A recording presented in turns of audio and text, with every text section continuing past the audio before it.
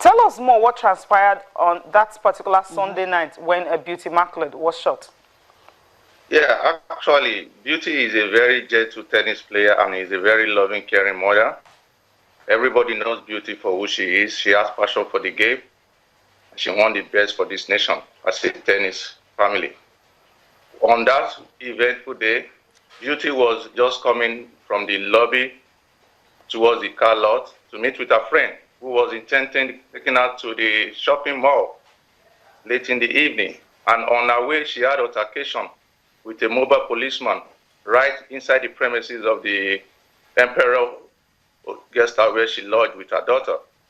And the policeman chased her towards the car after an altercation. And the next thing that the witness heard was a gunshot on her left foot. She was rushed down to St. Nicholas Hospital, and she passed on from there.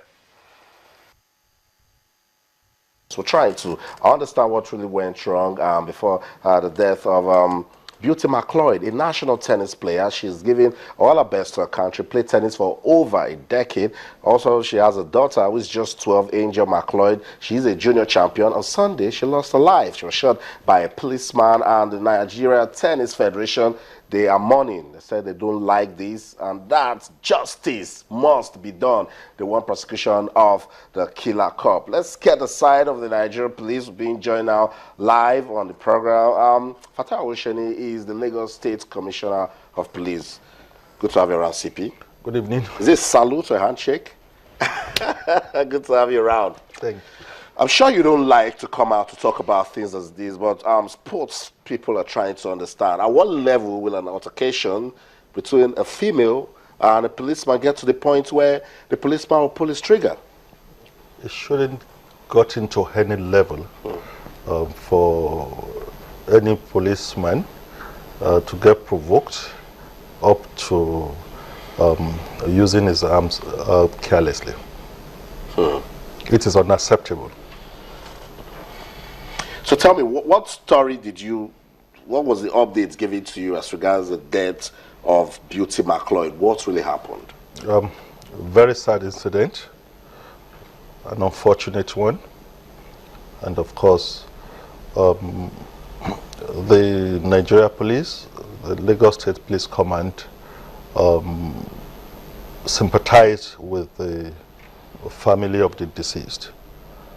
The updates and of course the fact of the matter that had gotten was that that police corporal was on duty at that guest house, Emperor Guest House or so in Victoria Island, and that the deceased, who from the story as well, from eyewitnesses, had been frequenting the place, had an altercation with this police corporal. In the process, yes, we know that in Lagos today, almost everyone goes about with some element of madness in them. And in the process, the deceased, may her soul rest in peace, took a stone and stoned the policeman. Yes, the injury stayed there. But as a police man and as a body that's supposed to enforce law, we are also supposed to control ourselves as much as possible. Because the police thing is like the story of if a dog bites a man, it's no news. But if the man bites a dog, it's news. The reaction by that policeman, definitely, as I said, that is unacceptable, and it's also, it wasn't commensurate with the attack he suffered, and it was in that process that the policeman fired at the deceased. When the information first came out, the story was that the deceased was fired on the leg, And we thought, oh, it was something that wasn't Can't be attended yes, to, be that but serious. unfortunately, it came out. Everything that I'm saying now is just story. But as I said, we are sorry for that, and of course, we continue to talk to our policemen, as we have been doing so, that there are circumstances under which firearms could be employed. But this circumstance, what happened, there is no way that we can defend that. The policeman had been taken through a normal disciplinary procedure. As of this evening, that procedure had been completed.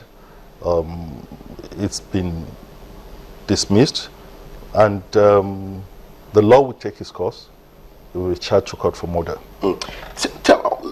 Give us some education. At what point can we maybe question a police officer or try to understand why a police officer will pull you aside? Because in developed part of the world, I can ask a police officer, for instance, if he is not dressed as you are, to identify himself. I can ask him questions to clarify why he's talking to me. At what point can we talk to a police officer in this country, or just let him do whatever he wants to do? No, even in those countries, let us face reality. You know that if you are driving on the streets of the United States, the policeman would not even come down to stop you. He won't stand in front of you. He will only drive behind your vehicle. And at the moment that the revolving light on his car is rolling behind you, you know you have to pull over. And once you pull over, your hands must be on the steering. If you make any attempt to say that you want to scratch your leg or anything, it could blow you, because he would say that he thinks you want to bring out a firearm. So we always also appeal to our people as well. No policeman should use firearm recklessly, but we should also be careful. As I'm sitting down with you now, one of the reasons I came here late, one, you must have heard that last week, law enforcement officers, the task force of the Lagos State government went to Obalinde in enforcement of clearing under the bridge of street urchins, of miscreants. And after they had done that operation, they were going to leave the place, and the street urchins, the miscreants, the Okada riders who always go about with knife with them, attacked this policeman. We were very careful so as not to cause any havoc. As I'm sitting down here this night, in the course of enforcement of getting Okadas off the road where they are prohibited, after that operation, with impunity, the Okada riders grouped together and attacked the men of the task force from the government house that had gone to operate. As I'm talking to you now, they had caused damage to one of our vehicles. And in the course of observing human rights and whatever, I don't think we should also take such thing for granted. And I will seize this opportunity, although this is a sport program, for well-meaning Nigerians. The Union of Okadas, the transport union, to tell their men, no government is going to sit down and watch people committing any act of impunity. In those countries, you won't do anything against a uniformed person. It is madness that in the course of enforcing the law, you are attacking the law enforcement officers. Let's go back to our tennis star that we lost, the sports family we are mourning. As the police tried to reach the family of the Macleods and even the Nigeria Tennis Federation? The family of the deceased, my divisional police officer in Morocco, in whose area the incident happened, had been asked to reach them.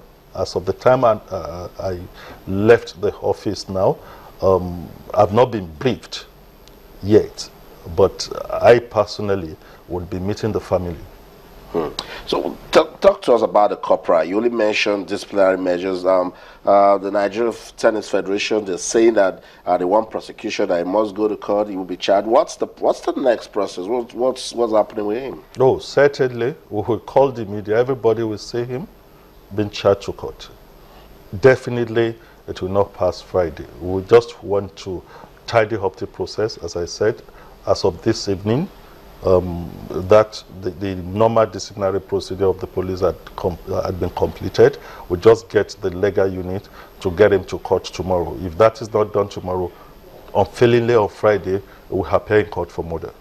Before I let you go, tell me, what are the plans that the Nigerian police have for sports in Nigeria, particularly when people leave their houses, go to the stadiums, they want to be sure that they're protected, because that's one of the reasons why you see empty seats at the stadiums. Because sometimes you go to a proper football game and you count about 6 policemen there, trying to, control about 10, 20,000 persons.